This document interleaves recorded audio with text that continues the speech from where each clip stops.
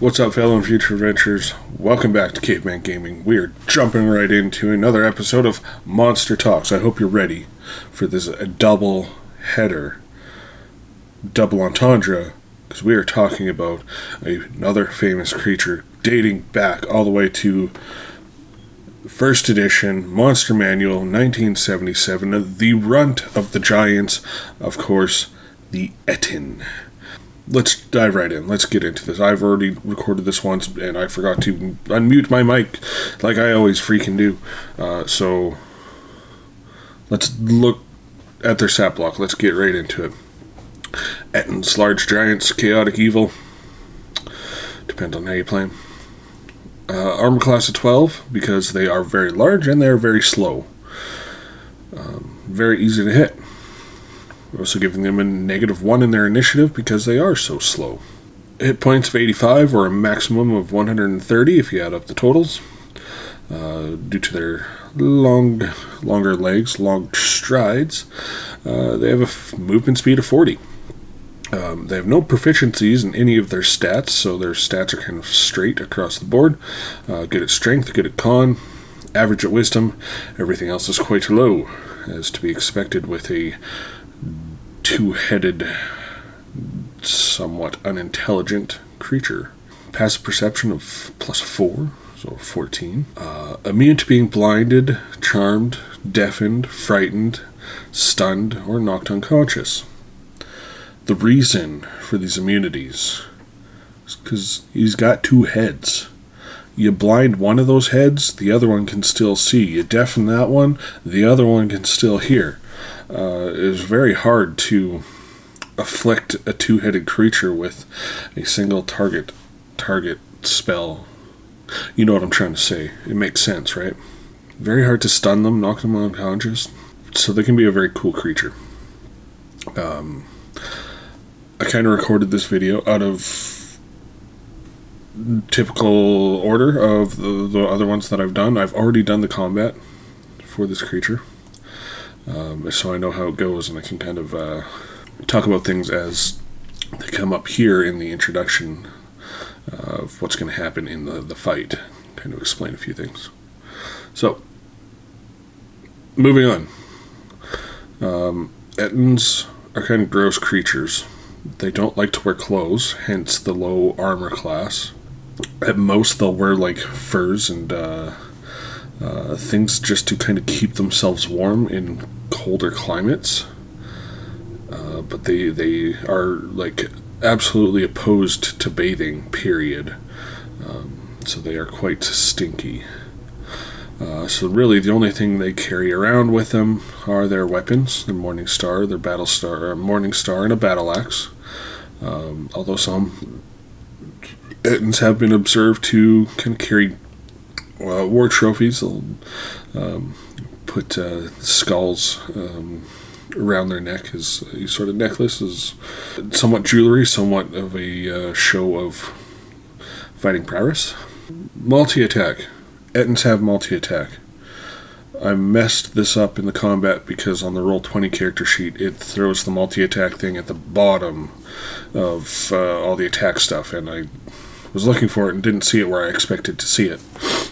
So in the first round of combat, Ettin only did one attack when it should absolutely do two. But I realized it after we retconned it and fixed it, and allowed me to really show how deadly this creature can be, because in the 2024 rules here, they are good at combat. So they have weapon masteries. As shown here in the Battle Axe. Melee attack, +7 to hit, reach of 5 feet. On a hit, 2d8 +5 slashing damage, an average of 14.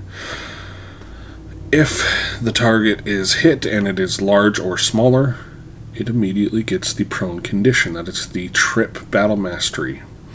Weapon mastery. So you hit your target with a battle axe, boom, falls prone. Second multi-attack coming in with that Morningstar instantly has advantage on a prone creature within 5 feet. Morningstar, at advantage, +7 to hit, reach 5 feet. Same amount of damage, 2d8 +5, an average of 14, however, piercing damage rather than slashing. And if this hits, the target then has disadvantage on its next attack before the end of its next turn. So that's the sap weapon mastery. Very simple stat block, very easy to use, very easy to run, but very kind of unique in that it works very well with each other. Knock a target prone, get advantage, then give that creature disadvantage on its next hit. Let's move on. A little bit of description about the Ettin. I've kind of given some tips and clues about some of it already, but Ettins are physically powerful giants with 2 heads, while many Ettins have features similar to hill giants. Others are more bestial or have unusual traits such as tusks, short horns, or a single eye on each head. Ettins frequently ally with other giants or groups that value their strength, such as hill giants, bandits, or ogres. And some Ettins possess mystical ties to the lands they inhabit, and they might know or guard secrets valued by druids or fae. That was something I played into in our little combat scenario. The Ettin I decided to create was going to be guarding a kind of fae treasure within a forest. Yeah, they were a guardian of this little clearing, and decided to attack the players who were off searching for this little treasure that was within the clearing. Each Ettin head has a distinct personality. While this makes some Ettins quarrelsome with each other, with themselves and others, many function as a team. An Ettin head might have its own name, or both heads might refer to themselves as a single being, either with one name or a portmanteau of 2. I forgot to name my Ettin. It's not super important. Didn't come up in the combat, so it's all good. There is a little table that you can roll on to choose kind of how Ettin interacts with itself or others. I didn't roll, I just decided to pick one. I picked trying to keep one another awake. As the adventurers kind of approached this clearing in the Fey forest, it was dark, it was nighttime. I allowed them to kind of hear the Ettins speaking, talking to each other, saying, "Hey, it's your turn to stay awake," and "Right, yeah, I'll stay awake," and then goes off into snoring, and I just thought that'd be a simple, kind of unique way to, well, you'll see it. But there are some other unique ones here, like talking over an increasingly convoluted plot. If you're really good at kind of role-playing with yourself and yes-anding and no-butting and the improv, that could be a lot of fun. I would really like to do that one at some point. Or they might be engaged in a staring contest with each other, ignoring the world around them. So yeah, lots of options, lots of suggestions here on how to run the 2-headed creature. I think the most important thing is to make it unique. Make it different. I mean, we know that they are kind of dumb creatures. The main quote about an Ettin is that they have half a brain between the 2 of them, and that's not half a brain in each head, but a half brain between 2 heads. That's how mockingly unintelligent Ettins are said to be. Very easy to trick or confuse an Ettin. They don't have to be. They can work well together. They can have some personality. I decided to make one somewhat dumb and the other one somewhat flamboyant. Because how often do you find a flamboyant giant, flamboyant Ettin? I thought it would be fun. So let's talk a little bit about the history of the Ettin. And there's a lot. I cannot cover all of it. I'm not going to even try. I'm just going to simply try and point out some of the unique things I thought were kind of cool. Try and put it into my own words.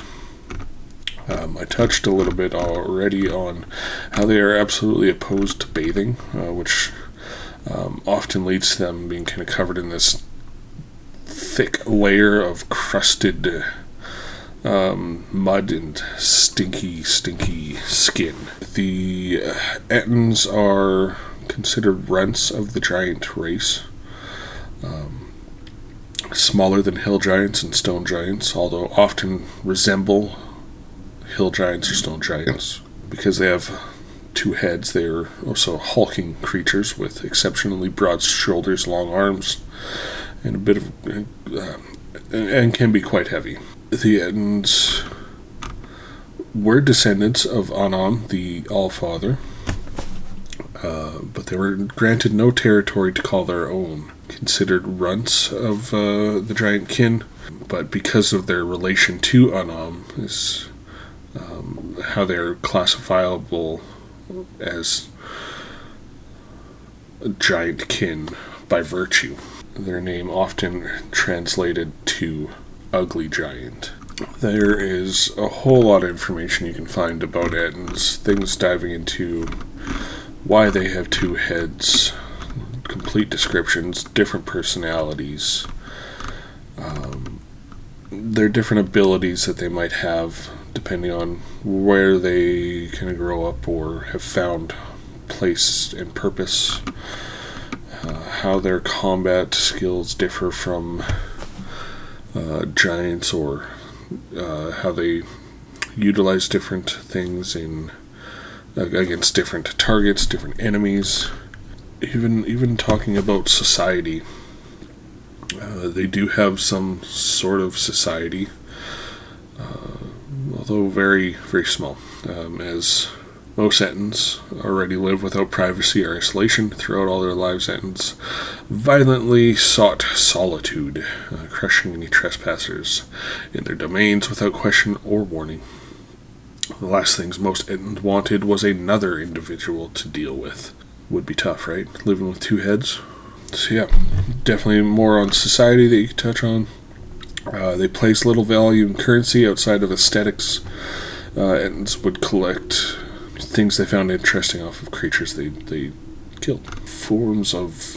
I don't want to get into all of this, but there's how they sought out relationships, courtship, language. They inherently know giant, as they are giant kin. Under normal circumstances, Ettins would have no native language, nor were they particularly fluent in any specific language. Instead, some would speak a pigdin of goblin, orc, giant, common, possibly abyssal, picking up smatterings of other cultures' words and expressions on the predominant speech around them. Some Ettins did grow to find religion. Often the chosen god of the Ettins was Grolantar, but rarely did they make any sacrifices or religious gestures towards him, as they didn't truly worship him.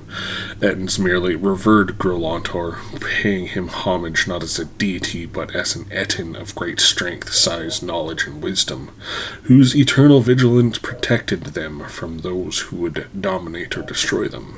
Finding some faith in those like you. If you really want to learn about Ettins, lairs, diets, reproduction, homelands, lycanthropy, could be interesting. Let's read about that one. They were known to be susceptible to it. Could have hybrid forms of 2-headed werewolves, wereboars, wererats.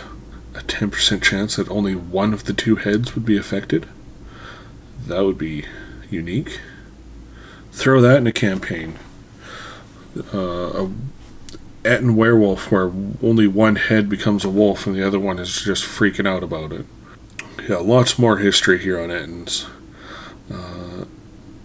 The ancestors of the Ettins were Anam's weakest mortal son, Arno and Julian, the 2-headed runt of the Allfather's litter. Although technically true giants related to Anam, Ettins were relatively small, often grouped together with giant kin, and were never granted a portion of land by Anam, from which they found their own dynasty inside the kingdom of Ostaria. However, they still had a role in Ostoria's ancient history, tending to gardens with pools that would reflect the face of someone gazing at another pool. Go check out the wiki. This is where I kind of get a lot of this information. there's a lot more to discover about the Ettin.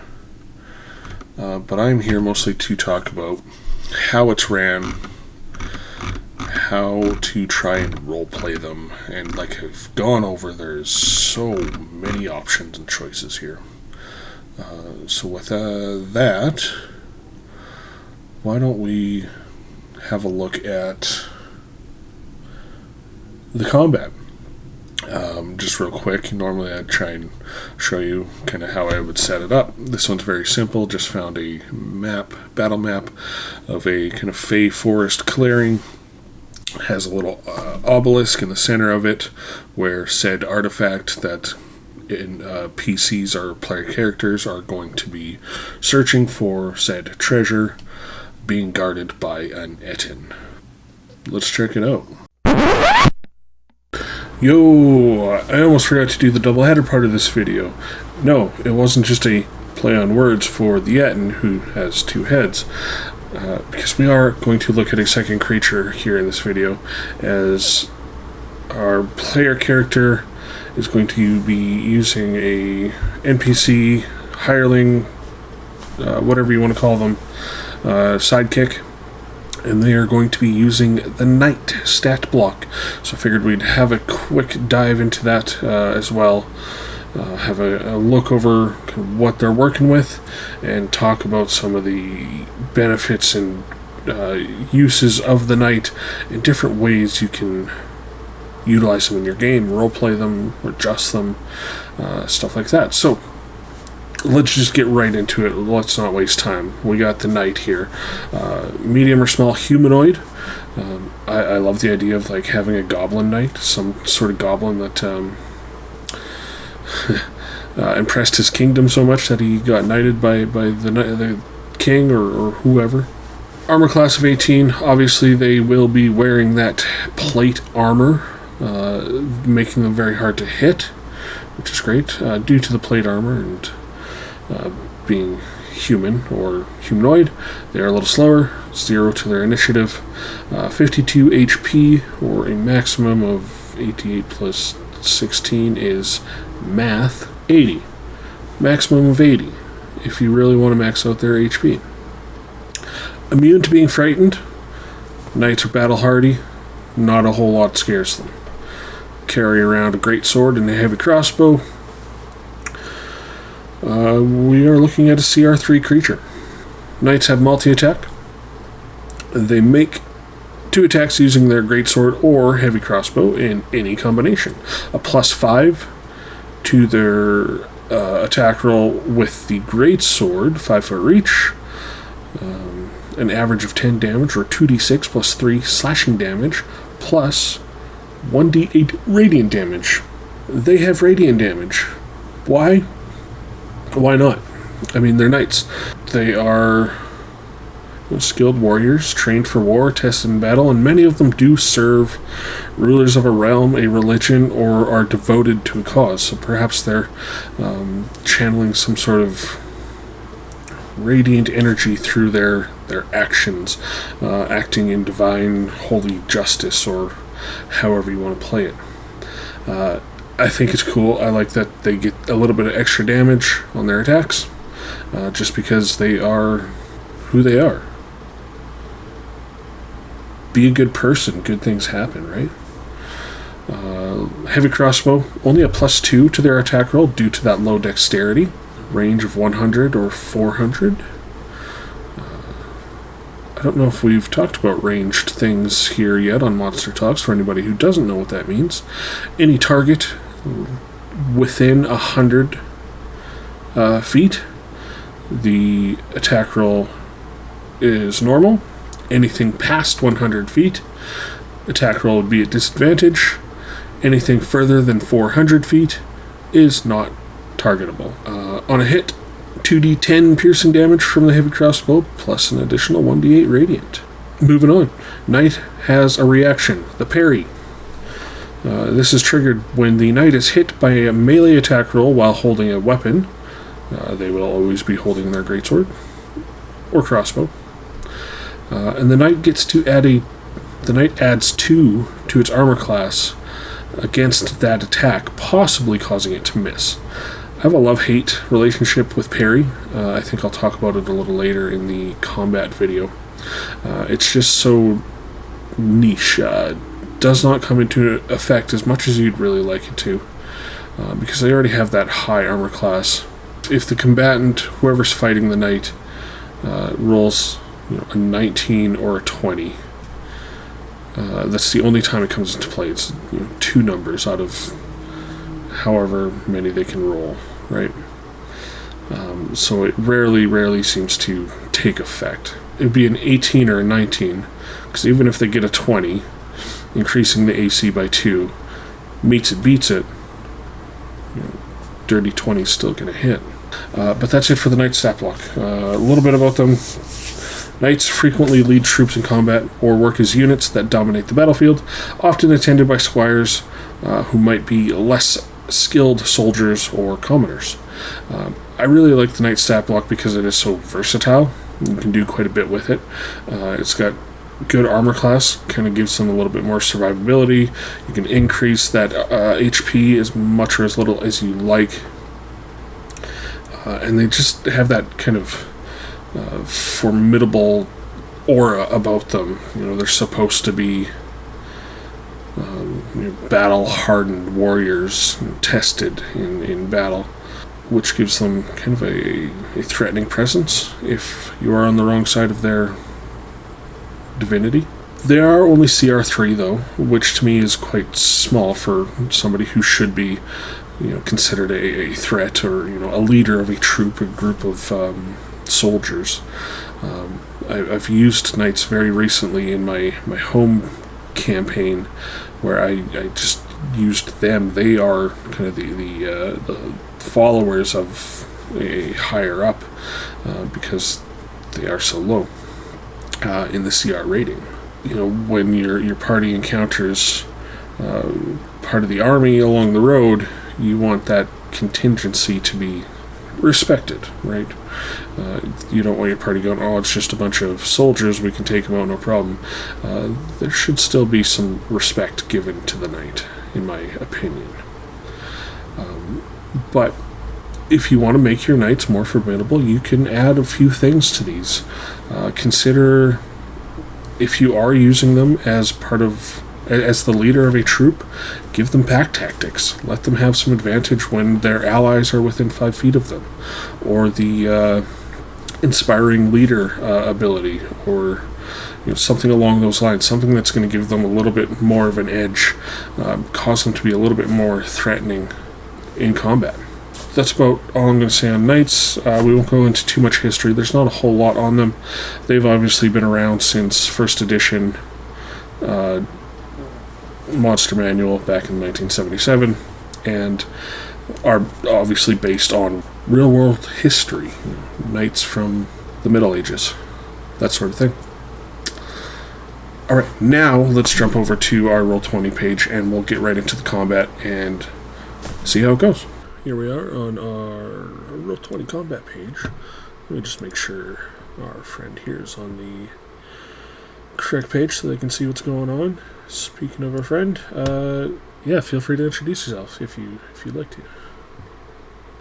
Hi y'all, my name is Ari. I am a player in one of Caveman's campaigns. He's an awesome DM, so you should be privileged to be an audience member of this video. You are far too kind. It's the truth. But I am a long-time D&D player. Been playing about 10 years. For this, I particularly chose the character I've never played before because I thought it'd be fun to experiment a little bit. And my character is a Fey warlock named Catanya. Fantastic. Right, we will jump right into this scenario here. You choosing Fey Warlock is very fitting for what we have here. So the scene is you and Sir Red have been traveling through some thick forest, quite infested with Fey and Fey creatures where a lot of them dwell. Sir Red has had information about a particular artifact that they have, or you tell me, is it male, female, other? Oh, yeah, he's definitely a guy, like the frat boy beefy type. Gotcha. Sir Red. Sir Red has been tasked with finding this artifact of Fey origin. You, with your innate abilities, maybe felt a little bit of a tug or a pull towards something in this area. And you stumble upon this strange grove here with these magical auras and swirling lights, and sitting on a monolith in the center of this dark clearing in a forest is the artifact you seek. As you approach, the area is, like I said, dark, but there's these green kind of lights that float through and illuminate a little bit of the area. Something you'd be fairly familiar with some Fey background. The area smells of forest. You get all kinds of scents of spruce and pine and flowers and undergrowth, dirt and decomposing leaves and litter. And as you get closer to this area, there's something that just catches on the fringes of your senses that is quite foul, quite putrid. So Sir Red says, bloody dark in here, can't see too much. Sucks being a human sometimes. But is that glow up there? Is that what we're looking for? Should we check it out? Catanya is a tabaxi, I should say that before I start speaking. But her ears will twitch and she'll say, yes, I think that is what we are looking for. It is so shiny and bright. Excellent. I knew you'd be the right one to come along on this journey with me. Let's move forward, shall we? Yes. Watch your feet. Many tricksters afoot.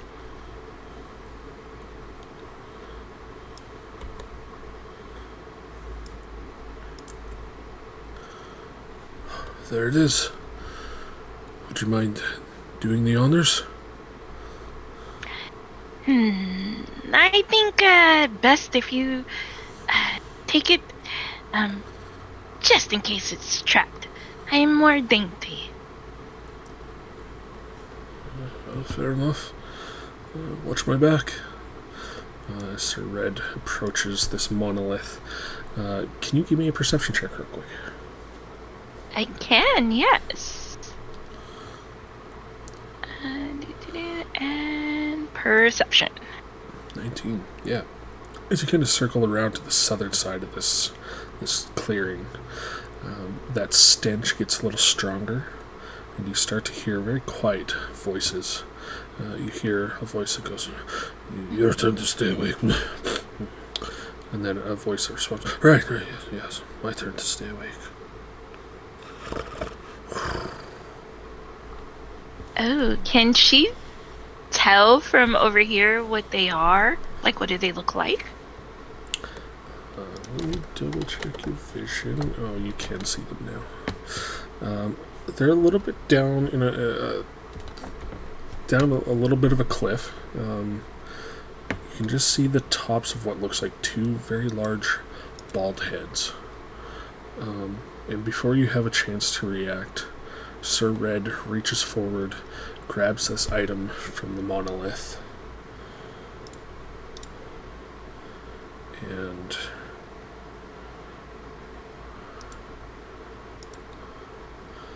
the entire... Oh, I had it on the wrong side. I had the map mixed up. I have a double-sided map here. I had it on the glowing side already. Oh well. Lights light up, get brighter, and start swirling around. And both of those voices go, somebody's here! And begin to wake up. The red shirt! On guard! I hear creatures approaching. these two bald-headed creatures begin to stand up from where they were sleeping, leaned up against this stump, and they stand up tall. So you see, as they come closer, about a 13, 14-foot, two-headed humanoid creature, an axe in one hand, a morning star in the other. Their skin is caked with grit and dirt, and looks like they've never bathed in their entire lives, and that is definitely where the smell is coming from. As one of the heads looks at you and says, "Hey, that doesn't belong to you. We're guarding that." And the other one looks at Sir Red and says, "Yeah, you put that back right now." As they come charging forward, weapons drawn. She will hiss. Who should be more worried about bathing than guarding? You stink! Hell yeah. Alright. And should I roll initiative? I see the turn order. Yes, please. Alright. And do I roll separately for Sir Red? Yes. Alright, that's me, and then Mr. Red. Let's go to his sheet. Oh, here it is. Oh, sorry, it went to GM. This is on Whisper. Let me change that. Okay. That's okay. They'll still show up on the recording on my end, so all good. Oh, fair point, yeah. Alright. As they come charging forward, their footsteps kind of shaking the earth as they stand up, move in to defend this item that they seem to have been tasked with guarding. You are first to react. Alright, she is going to hiss again, and then bonus action, put Hex on them. And then she will shoot them with her Eldritch Blast, which I believe is 2 hits at level 5. Is that right? Oh, it automatically rolled 2 hits for me. Perfect. And I don't think any of those hit, the or first do they? one actually does just hit. Alright, awesome. So she'll do damage. Nice. 13 force for that first one.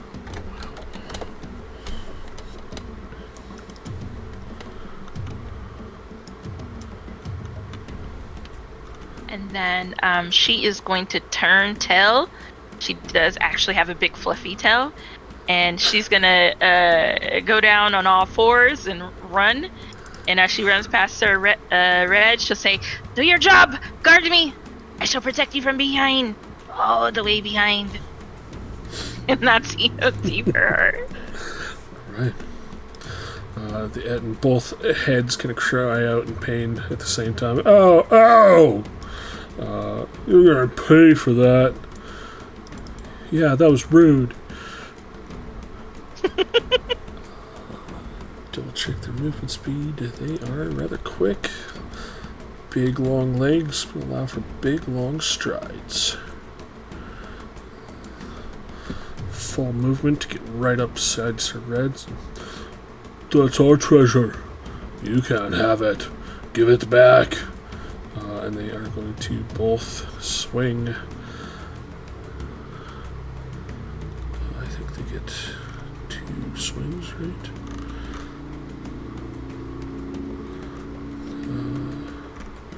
They only get one attack action. So the battle axe is going to rise up and come striking down. 10 is definitely going to miss against Sir Red's heavy AC.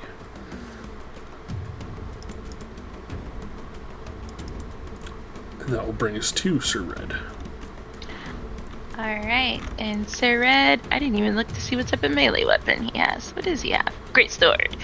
Alright, he's going to take his great sword and just like a true macho man. He's gonna bang the sword against his chest twice, swing it around like Conan the Barbarian, and do a swooping hit at the big ugly. Hell yeah. 20? Absolutely. Alright, nice. And then damage for Sir Red. Oh, he has some additional damage on that? I don't think he should have Radiant. He's just a simple knight. Let me double check his character sheet here real quick. Yeah.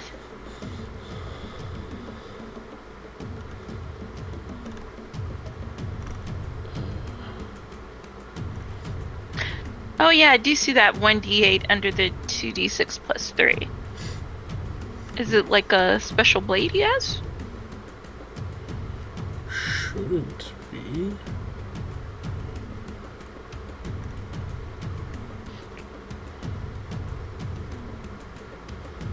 I should have made myself more, because I'm doing a double header with this. I was gonna do monster talks including the knight and the Ettin. I should have made myself more familiar with the knight, because Yeah.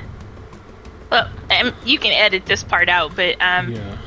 this might be good to keep in because I guess it shows like in real time what happens with DMs. Sometimes, like as much as you prepare, sometimes there's just something that you skip or miss, and that might be a helpful tip for, or not tip, but a helpful like it's okay, it happens to everybody kind of moment for all DMs. I don't know.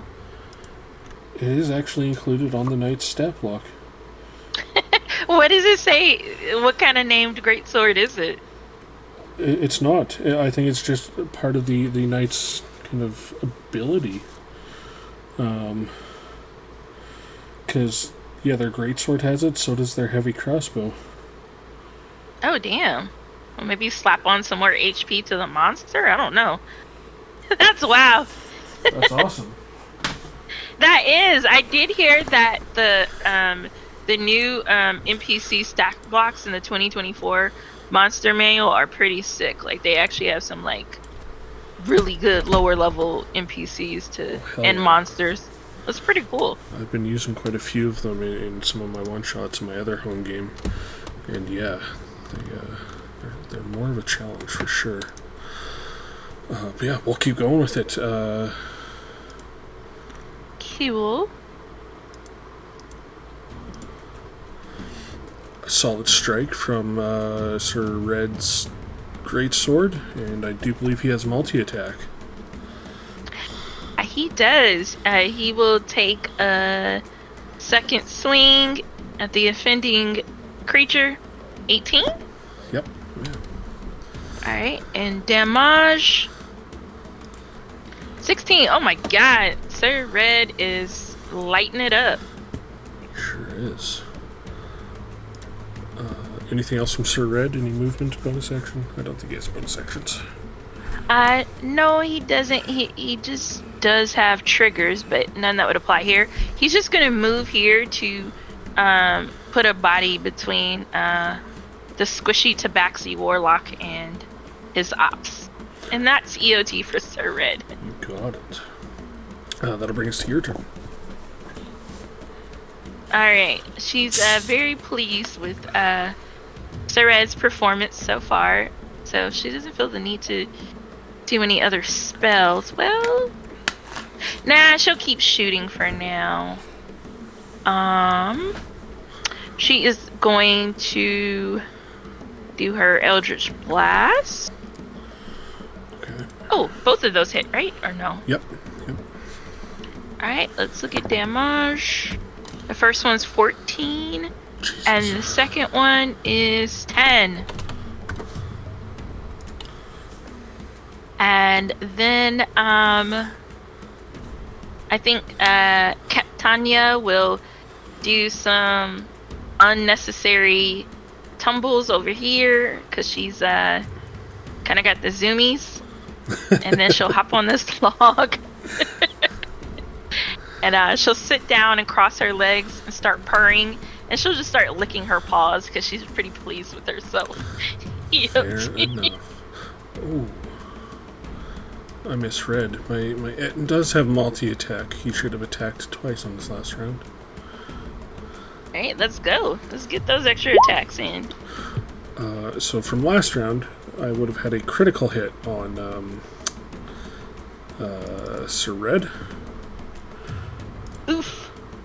For a total of 22 piercing damage. Alright, let me update his sheet. Okay, not bad. He's almost bloodied, though. Yeah. With the Morning Star, the Ettin does have... again, I kind of want to show the abilities that these creatures have, so just having a quick pause and look behind the DM screen here, is that the Ettin is proficient with its weapons. It knows how to use them, so it also has weapon mastery in both of these weapons. So when it hits with the Morning Star, it gives the sap weapon mastery, which means Sir Red's first attack in combat after being hit with a critical hit would have been at disadvantage. Oh, okay. Do you want me to re-roll that? The first one? Yeah. See if it hit? Okay. Cool. It's either a 20 or whatever you roll here. Okay, it still would have hit, so no change. Okay. Easy retcon. Okay, Cool. so that was your turn. That'll bring us to the Ettin's turn. He's going to continue his assault on Sir Red, first with a battle axe. That is a 22 to hit. Ooh. Actually, I have not looked at his AC, but I'm sure that hits, yes. It's 18. I know he does have parry. I don't know if parry will help him in this situation. You said it was a 22 to hit? Correct. Oh yeah, parry is only a +2 to his AC, so Okay. yeah, you got it.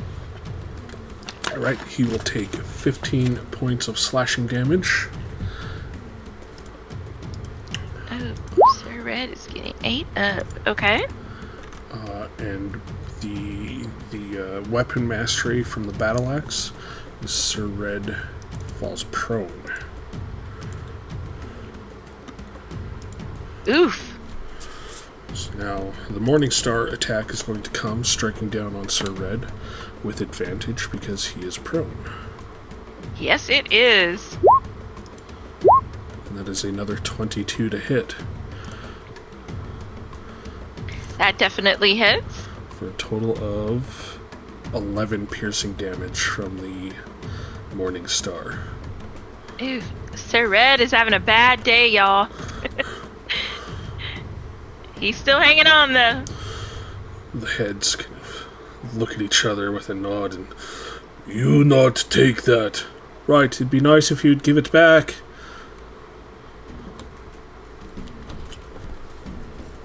Catanya will shout out from the "You're next, very, very far cat." distance.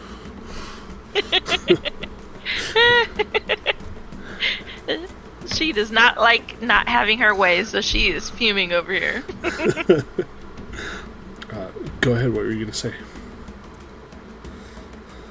Oh no, I forgot. But it's okay. What you're saying totally makes sense because cats have fishbowl memory. They forget every 5 seconds.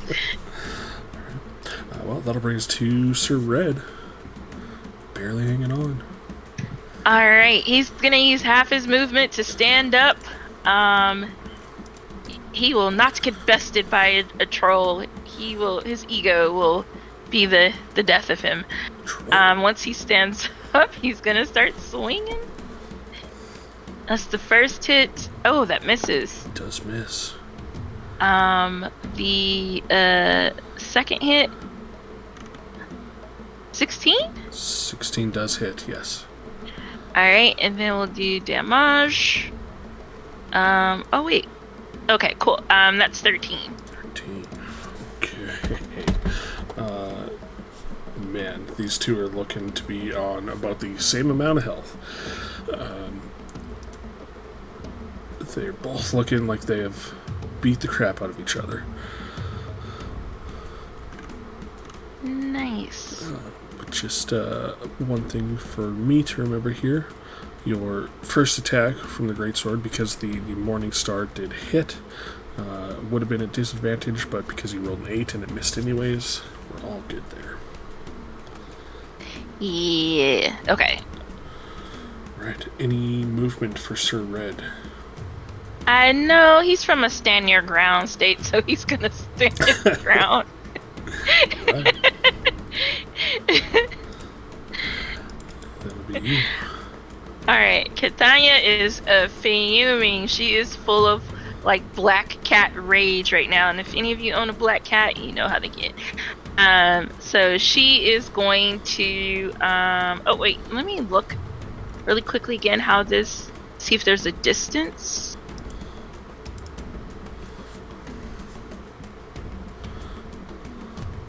Oh, okay, perfect. So she's going to bonus action use her refreshing step and teleport over here.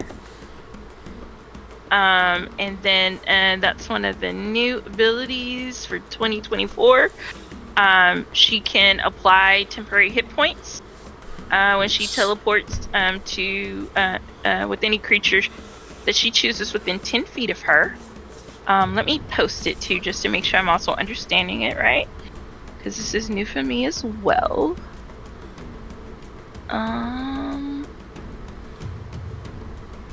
It's called Refreshing Step. I don't know if this is the correct one for it.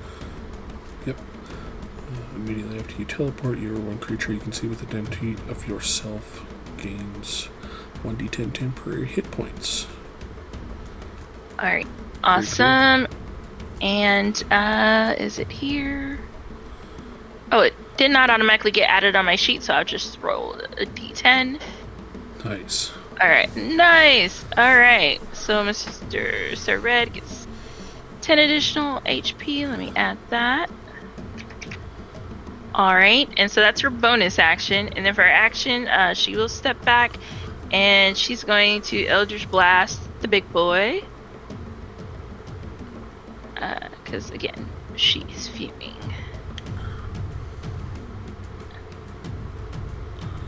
Ooh-wee. 26 and 15? Oh yeah. Both? Okay. So that's the first one. And then second one. So the first one is going to finish off the Ettin. If you want to describe how your Eldritch Blast kills it.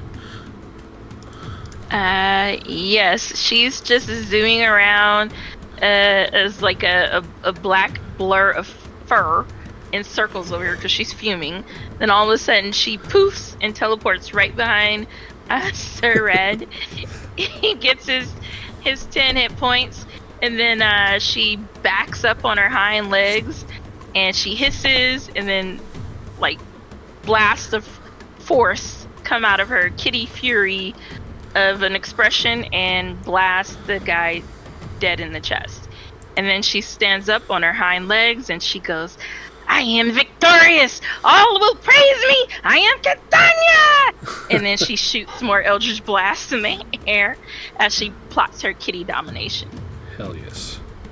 I was going to say, as the Ettin takes that blast and stumbles, falls to one knee, its head's trying to focus on you just in the final death blow. It says, "Mama's gonna be mad." And then the other head says, "You're going to gain the ire of the hags. You don't know what you've done." And with a loud thump, the giant-esque creature falls to the ground next to the obelisk.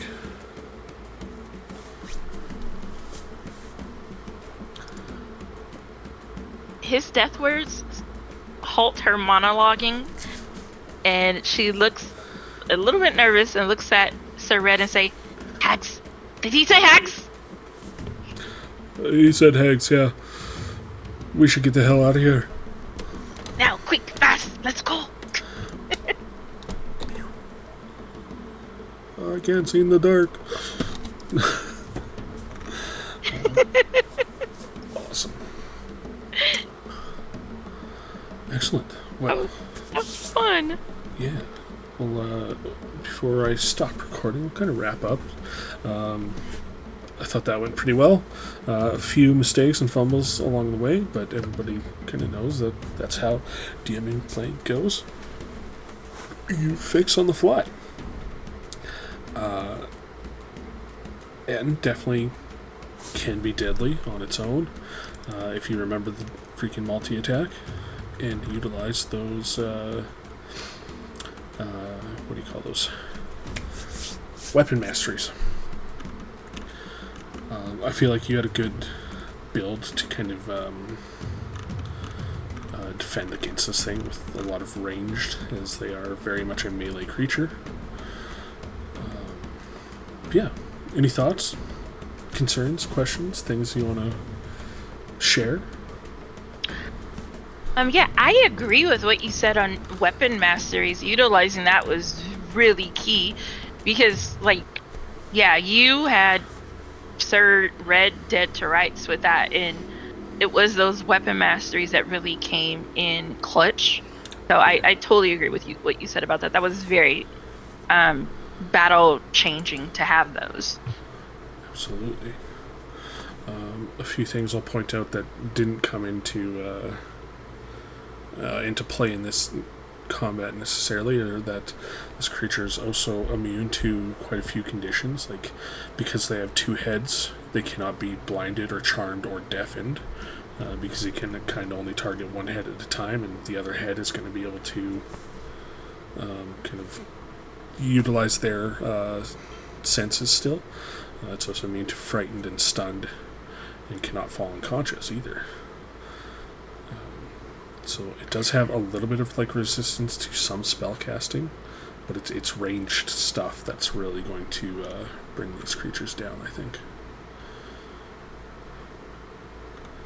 Actually, that's very impactful, because if I had started using spells, a lot of her spells are charmed effects and debuffs. So yeah, that would have not worked. I would have been burning my 2 little warlock spell slots. Absolutely. Cool. Anything to say about the knight? Because I'm going to do kind of a double header with the knight here as well. It's stat block. I actually liked his stat block. This was very cool. It's a huge update from 2014, at least from my experience. I'm no expert, but I've been playing a while. And I love how much more useful, if that makes sense, NPCs seem. I'll let the audience know I named him Redshirt because I expected him to die. So that's why his name is Sir Redshirt. And so it was actually pretty cool that he not only did solid damage, but he also had some good reactions and buffs of his own. So any DMs out there who are debating using 2024 stuff, highly recommend you do. Highly, because like I said, if I was in a low-level party and we were fighting against Sir Red, we definitely would have some challenges. So I think that using this monster manual for 2024 was definitely impactful. Hell yeah. I absolutely agree. I think it's a very strong creature for CR3. I like that it has a lot of kind of utility. It could be used in a lot of different scenarios, where like lower levels, level 1s, level 2s, a group of, or like a regular party of 4 or 5 facing off against a single knight could be challenging. Kind of imagining like a fighting pit or a challenge duel of some kind. So very cool to like place them up against lower characters, and then even into like higher level characters, having a lot of these guys as like minions or companions to something a little stronger. They can kind of hold their own and make some of the higher level combats just as lethal because of their high AC. They're immune to being frightened. And I had no idea until we started playing about that extra radiant damage, just because they are nightly.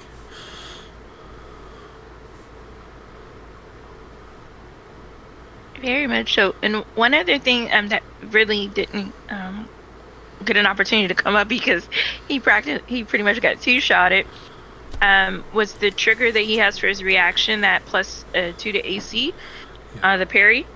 I think now that I'm looking at it, this is actually really powerful because it's not tied to proficiency bonus.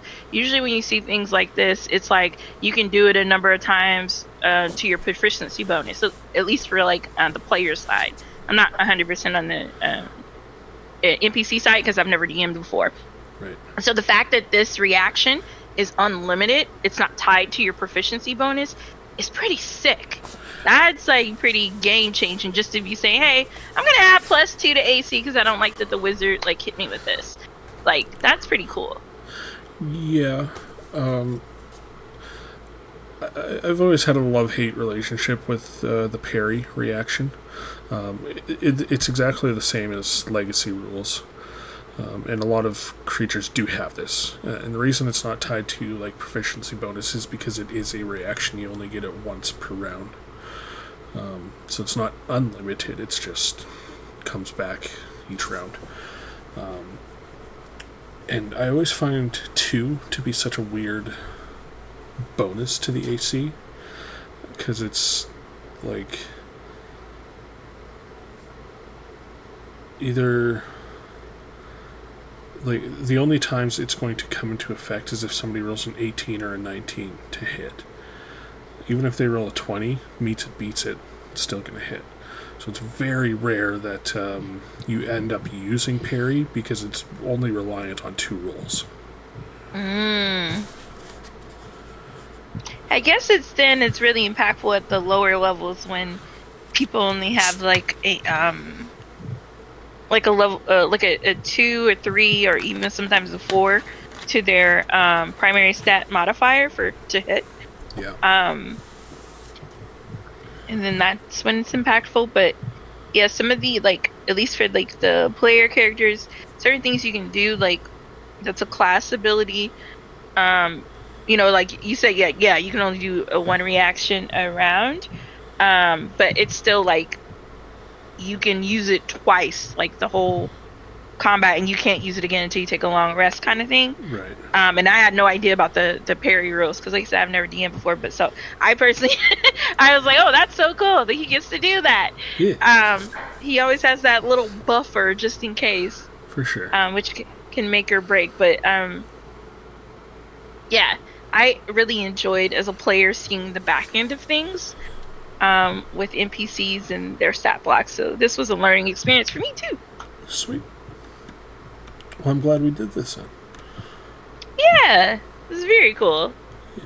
All right. Well, I guess with that note, any last comments or remarks before I stop recording?